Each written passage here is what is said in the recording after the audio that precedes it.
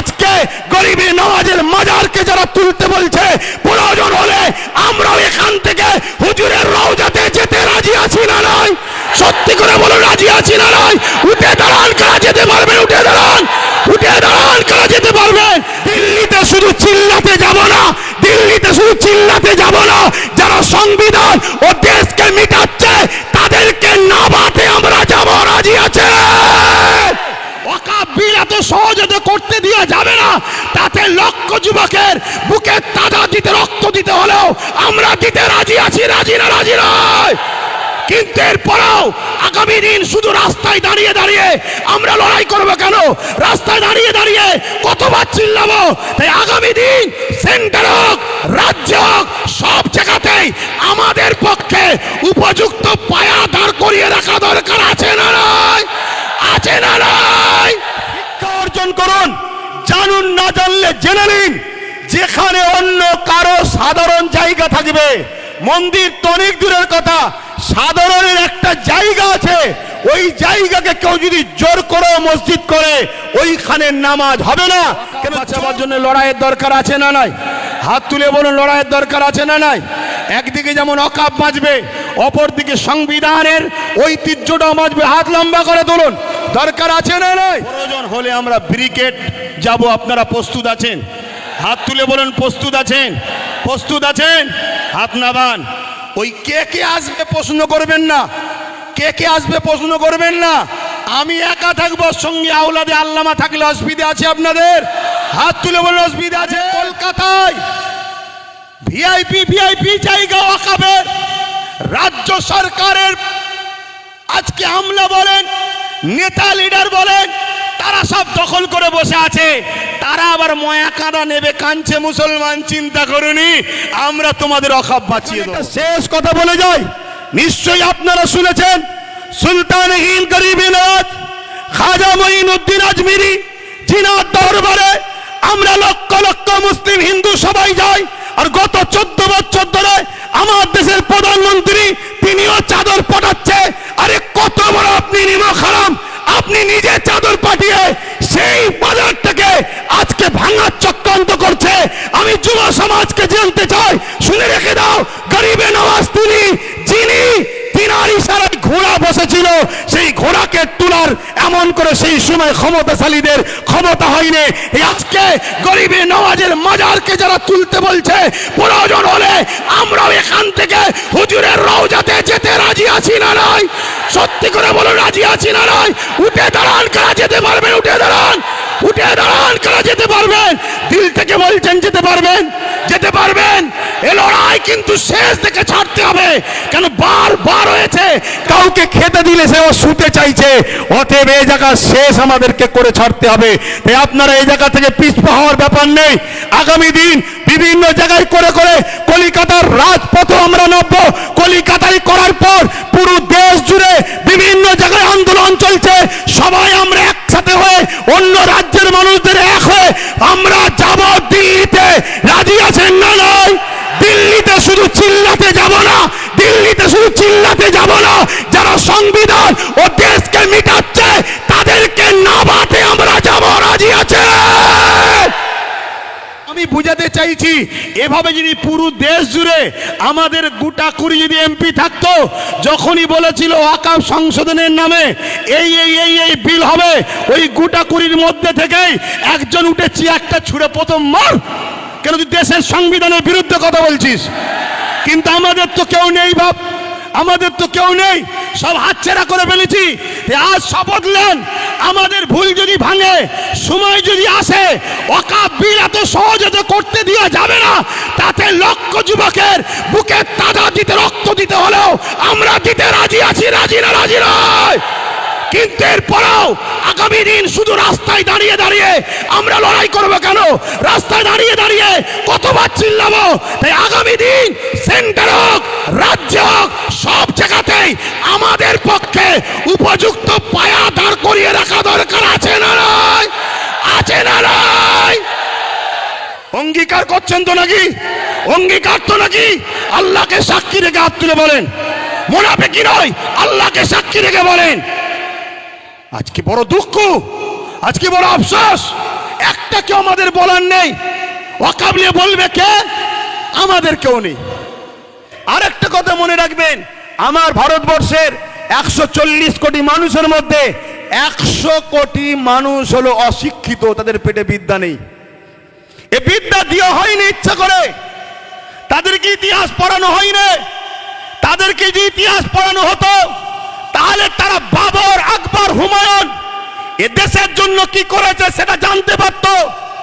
অবশ্যই বাবর, আকবরের সাথে আমার কোনো সম্পর্ক নেই, কেন তারা ছিল রাজনীতির নেতা, আমরা ধর্মগুরুর লাইনের মানুষ।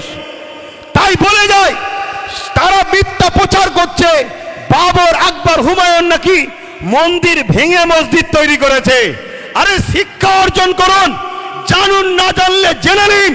যেখানে অন্য কারো সাধারণ জায়গা থাকবে, মন্দির তো অনেক দূরের কথা, সাধারণের একটা জায়গা আছে, ওই জায়গাকে কেউ যদি জোর করে মসজিদ করে ওইখানে নামাজ হবে না। কেন? জোর করে ধর্ম হয় না, জোর করে গুন্ডাগিরি হয়। ধর্ম আর গুন্ডাগিরি দুজনে একে অপরে কখনো এক হতে পারে না।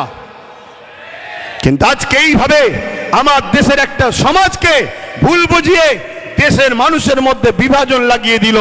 এটাই হলো আজকে কেন্দ্র সরকারের একটা ষড়যন্ত্র। এর বিরুদ্ধে আমাদের সংগ্রাম সোচ্চার হওয়া দরকার আছে না নাই? তাহলে ওয়াকাব বাঁচাবার জন্য লড়াইয়ের দরকার আছে না নাই? হাত তুলে বলুন, লড়াইয়ের দরকার আছে না নাই? একদিকে যেমন ওয়াকাব বাঁচবে, অপরদিকে সংবিধানের ঐতিহ্যটাও বাঁচবে। হাত লম্বা করে তুলুন, দরকার আছে না নাই? এই একটা মিটিং করে দিলেই কি হয়ে যাবে? কথা বলুন, একটা মিটিং করে দিলেই হয়ে যাবে? এই বাঁচাবার পন্থা আছে, হাত নাবান, বাঁচাবার পন্থা আছে। যেভাবে আমরা আন্দোলন করছি গণতান্ত্রিক প্রক্রিয়ায়, এই আন্দোলনকে আরো বাড়াতে হবে। কি বাড়াতে হবে না? হবে না? এইটা প্রতিটা জায়গায় করে করে আমার ভাই বলছিলেন যে আব্বাস সিদ্দিকী ভাই, অনেকে বলছে যে এত দেরিতে নামলো কেন? না বন্ধু, যখন তুমি কিছু জানতে না ঘুমোচ্ছিলে তখন ওয়াকাফ সিগনেচার হয়েছিল, ভোটাভুটি হয়েছিল। সেই সময় কোনো দাদা, কোনো মুফতি মাওলানা কেউ নিজের বাড়ি ক্যাম্প তৈরি করে মানুষের ফরমে সই করায় না, সেটা আব্বাস সিদ্দিকী করেছিল। শুনে রাখো, তাতে ভোটাভুটি সিস্টেমে 50 লক্ষ লোকের স্বাক্ষর চেয়েছিল, সেটা 3.5 কোটির ওপরে লোকের স্বাক্ষর হয়েছিল। সেটা আমি আমার বাড়িতে ক্যাম্প তৈরি করে মানুষকে দাওয়াত দিয়ে খাইয়ে সই করিয়েছিলাম যে ওয়াকাফের বিরুদ্ধে সই করো, যে আমরা ওয়াকাফ বিল চাই না, আমাদের যেটা আছে সেটাই থাক। বুঝে আসছে? দ্বিতীয় নম্বর কথা শোনো, আজকে এইখানেই শুধু শেষ করে দিলে হবে না, প্রতিটা জায়গায় করে করে, প্রতিটা জায়গায় আন্দোলন করে করে আমাদেরকে পশ্চিম বাংলার রাজধানী কলকাতায় যেতে হবে। প্রয়োজন হলে আমরা ব্রিগেড যাব। আপনারা প্রস্তুত আছেন? হাত তুলে বলুন, প্রস্তুত আছেন? প্রস্তুত আছেন? হাত নাবান। ওই কে কে আসবে প্রশ্ন করবেন না, কে কে আসবে প্রশ্ন করবেন না। আমি একা থাকবো, সঙ্গে আওলাদে আল্লামা থাকলে অসুবিধা আছে আপনাদের? হাত তুলে বলুন, অসুবিধা আছে? কেন? আমরা জানি ইতিহাসের পথে সাক্ষী দিচ্ছে, যতবার আমরা লড়াই করেছি, সংগ্রাম করেছি, সংখ্যা বেশি হলে আমরা জিতিনি, আমরা সংখ্যা কমে জিতেছি। সংখ্যা বেশি হবে আর তার মধ্যে যদি মুনাফেক ঢুকে যায় তাহলে আমাদের হার কিন্তু অনিবার্য, হারতেই হবে। কেন? মুনাফেক তোমার ঘরের ঘাঁটি টাটি প্ল্যান সব জানিয়ে দেবে। কেন? আমরা তো দেখছি ঠিক এমনই জিনিস হচ্ছে। সেই প্রবাদ বাক্য আছে না, পাড়ায় চোর পড়েছে, সবাই বেরিয়ে পড়েছে, চোর ধরো, চোর ধরো, চোর ধরো। আর চোরও ওই বিষখানে ঢুকে বলছে চোর ধরো, চোর ধরো, চোর ধরো। বলছে না? বলে না?